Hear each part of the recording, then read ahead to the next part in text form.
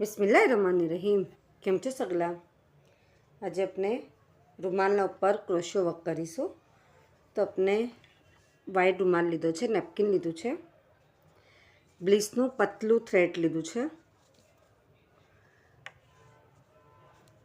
જેનાથી એનું લુક ઘણું જ ફાઇન આવે છે જે વખતે આપણે બનાવીએ છીએ તો। અને કાંટો છે આપણો 9 mm, 8 નંબરનો પણ આપ યુઝ કરી શકો છો અને 10 નંબરનો પણ આપ યુઝ કરી શકો છો। ને બનાવવાનું સ્ટાર્ટ કરીએ છીએ। સૌથી પહેલાં આપણે આવી રીતના લૂપ બનાવી લેવાનું હાથથી જ।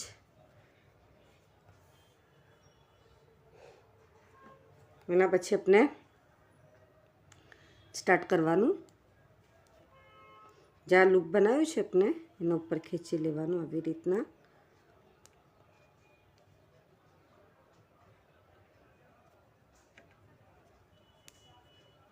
આ જે થ્રેડ આપનું એને ટાઈટ કરી લેવાનું। હવે આપણે અહીંયા 1 2 3 એન્ડ 4 ચેન બનાવીશું। 4 ચેન બનાવીને થોડા ડિસ્ટન્સ પર એને અટેચ કરી લેવાનું। બહાર નીકાળીને પછી 1 2 3 4 ચેન લઈને થોડા ડિસ્ટન્સ પર નાખીને પછી ઉપર ખેંચી લેવાનું થ્રેડ। પાછું 1 2 3 4 ચેન થોડા ડિસ્ટન્સ પર અટેચ કરવાનું। 1 2 3 4 1 2 3 4 1 2 3 4 એ તો આપણે પૂરું કમ્પ્લીટ કરી લેવાનું। આપ જોઈ શકો છો સ્ટાર્ટિંગ છે આમ તો આપણે પૂરું એન્ડ સુધી કમ્પ્લીટ કરી લઈએ છીએ। આપણું આટલું કમ્પ્લીટ થઈ ગયું। એના પછી સેકન્ડના અંદર પણ આપણે આવી રીતના લૂપ બનાવી લેવાનું અને જે આપણે સ્ટાર્ટ કર્યું હતું વાથી જ આપણે નીકાળવાનું આવી રીતના બહાર નીકાળી ને પછી આપણે આ એક વીણી લઈ લેવાની આવી રીતના। આટલું કમ્પ્લીટ થયું। હવે આપણે જેટલું વર્ક કરીશું આજે આપણે ચેન બનાવી છે એના અંદર કરીશું।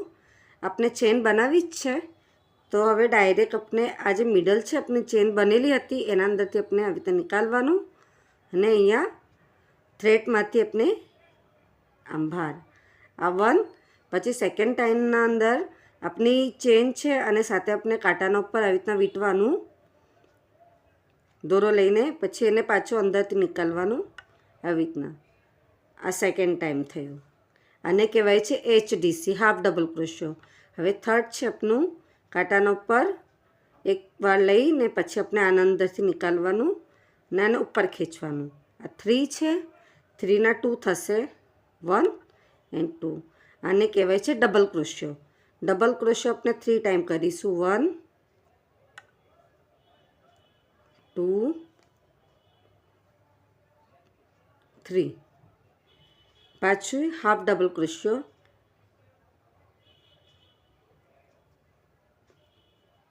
સિંગલ ક્રોશો અને સેકન્ડ પાછું એના જ અંદરથી આપણે આવી રીતના નીકાળી લેવાનું। આના જ અંદરથી આપણે નીકાળી લઈશું। આ 1 થયું। સેકન્ડના અંદર પાછું એમ જ કરીશું direct half double crochet 3 time 1 2 3 time half double crochet single crochet direct.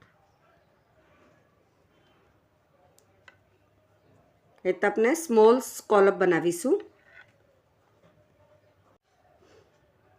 First ટાઈમમાં સિંગલ ક્રોશો, સેકન્ડ ટાઈમમાં half double crochet, 3 time double crochet, 1 time